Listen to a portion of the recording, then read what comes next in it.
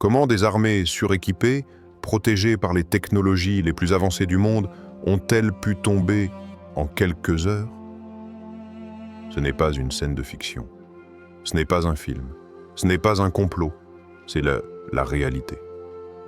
L'Iran a humilié deux géants militaires, les États-Unis et Israël. Et ce qui choque, ce n'est pas seulement l'opération militaire, mais le silence assourdissant qui l'a suivi.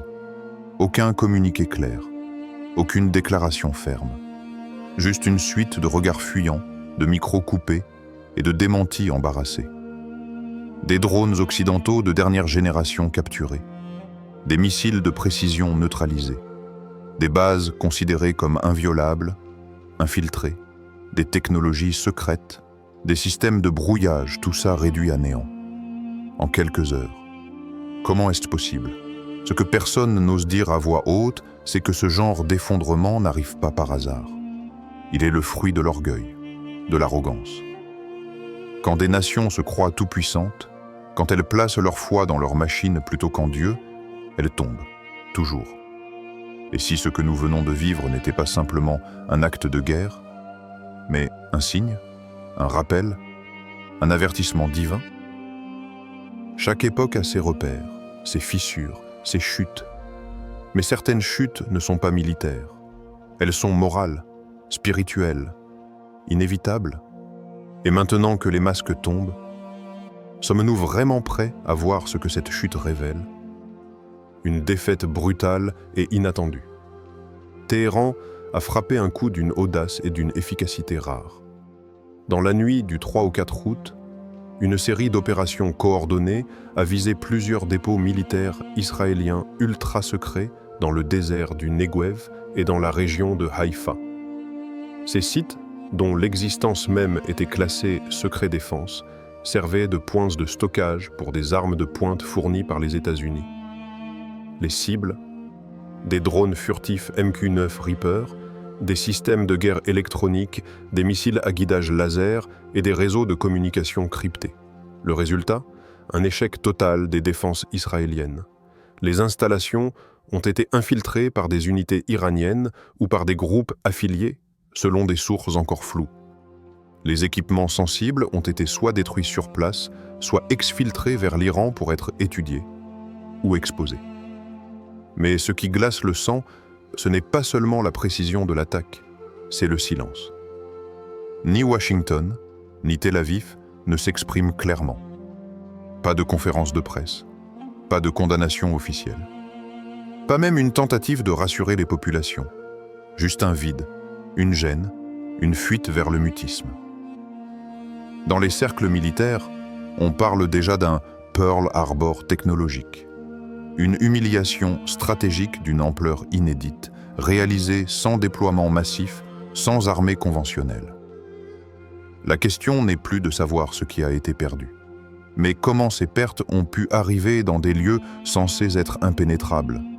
Et surtout, qui a permis une telle fuite d'informations à l'ennemi? Une humiliation planifiée? Ce n'est pas ce qui a été détruit qui inquiète le plus, mais ce que cela révèle. Comment l'Iran a-t-il pu localiser avec une telle exactitude des installations dissimulées, protégées par plusieurs couches de sécurité, de brouillage, de codes et de garde? On parle ici d'infrastructures fantômes, dont l'accès est restreint à une poignée de hauts gradés américano-israéliens. Et pourtant, chaque site visé a été frappé au point précis de sa plus grande vulnérabilité. L'heure exacte, le moment où la surveillance était la plus basse, les trajets de ravitaillement, le type d'armement en cours de transfert. Tout a été anticipé, comme s'il lisait dans les pensées. Espionnage? Peut-être. Trahison? Probable. Mais plusieurs rapports internes, fuites militaires et déclarations confidentielles convergent vers une hypothèse encore plus dérangeante. Les Iraniens ne nous ont pas juste devancés. Ils nous ont regardés faire, en silence, depuis le début. Certaines sources évoquent l'intervention d'une IA iranienne ultra avancée, capable d'agréger des données satellites, de simuler des comportements humains, voire de prédire les décisions ennemies. D'autres parlent de cyber-infiltration au plus haut niveau de la chaîne de commandement. Mais pour d'autres observateurs plus spirituels, cette précision dépasse la logique humaine. Une opération bénie, aurait déclaré un chef militaire iranien. La main d'Allah nous a guidés dans la nuit.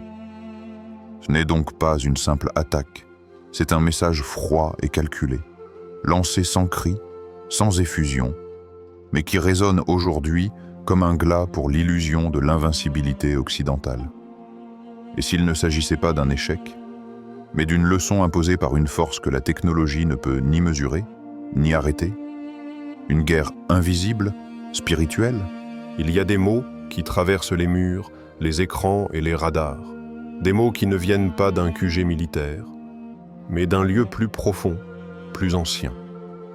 Parmi les fragments de communication interceptés après l'attaque, un mot a gelé les analystes du renseignement occidental. Kiyama. Le jugement dernier, pas une coïncidence, pas un hasard linguistique, un symbole lourd de sens, inscrit dans les textes sacrés de l'islam, évoquant la fin d'un monde de mensonges, de domination, de démesure. Et ce n'est pas tout. Un général iranien, interrogé après les frappes, aurait murmuré devant ses troupes « Ce n'est pas notre victoire, c'est Allah qui a confondu nos ennemis ». Ces mots ne sont pas ceux d'un homme ivre de conquête. Ce sont ceux d'un homme qui se sait instrument d'un dessein plus vaste, d'un combat qui dépasse les cartes géopolitiques et les alliances de surface. Et si cette guerre n'était pas seulement une affaire de missiles et de bases secrètes? Et si ce conflit n'était que la peau visible d'un affrontement spirituel souterrain, silencieux, permanent? D'un côté, la foi, la patience, la conviction que tout pouvoir appartient à Allah seul. De l'autre, l'arrogance technologique, l'illusion de puissance absolue, la négation du Créateur. Ce ne sont plus simplement des nations qui s'affrontent. Ce sont deux visions du monde, deux destins. Ceux qui s'inclinent devant l'inconnaissable et ceux qui le défient avec des drones, des discours et des dollars. Mais l'histoire l'a prouvé et le Coran l'a annoncé. Ceux qui défient l'avant, la vérité tombe. Toujours l'aveuglement de l'Occident. Ils ont tout bâti sur la puissance, sur la technologie, sur la domination, sur des alliances stratégiques, des traités de dissuasion, des milliards en budget militaire. L'Occident a cru pouvoir tenir le monde à genoux simplement par la peur, par les chiffres, par la force brute. Mais ce qu'il a oublié, ou plutôt refusé de voir, c'est que l'histoire n'est pas gouvernée par des missiles, mais par des lois divines. Des lois invisibles, éternelles, inaltérables. Le prophète nous l'a rappelé avec une clarté glaçante. Allah donne du temps à l'injuste, mais lorsqu'il le saisit, il ne le relâche plus. Combien de civilisations se sont crues éternelles? Les pharaons, Rome, Byzance, l'Union soviétique.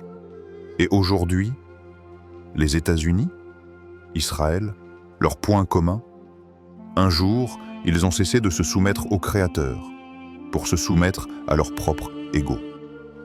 La scène mondiale actuelle n'est pas une simple lutte entre armées. C'est un effondrement progressif de la certitude occidentale, miné de l'intérieur par l'oubli du divin, et attaqué de l'extérieur par ceux qui, malgré leurs imperfections, gardent la foi comme seule ligne de front. Cet événement récent entre l'Iran, Israël et les États-Unis est peut-être bien plus qu'un simple accroc militaire. C'est un signal, un signe. Le premier d'une série que peu seront capables de reconnaître à temps.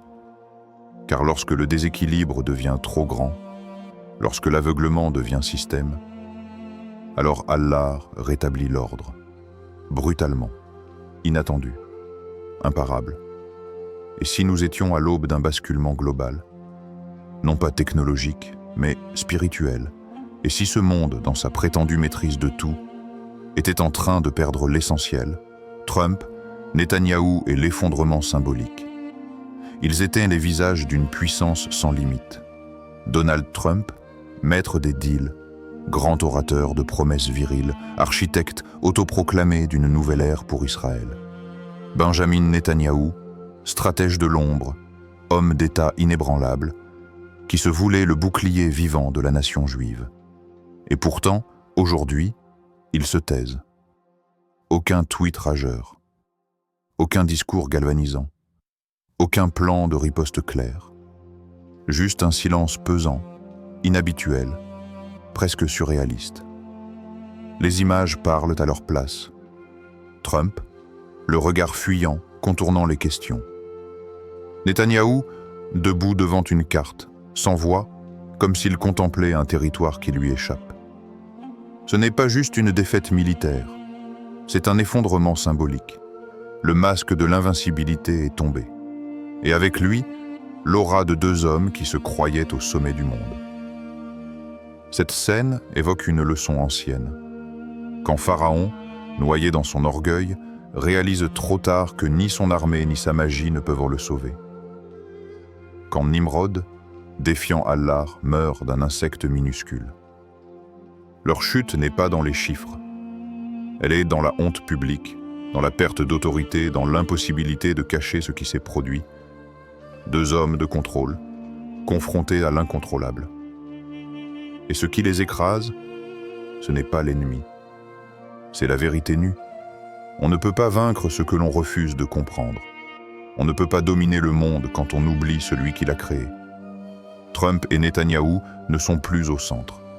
Ils sont devenus le symbole d'un empire qui vacille, parce qu'il s'est construit. Construit sans Allah, l'éveil ou l'avertissement.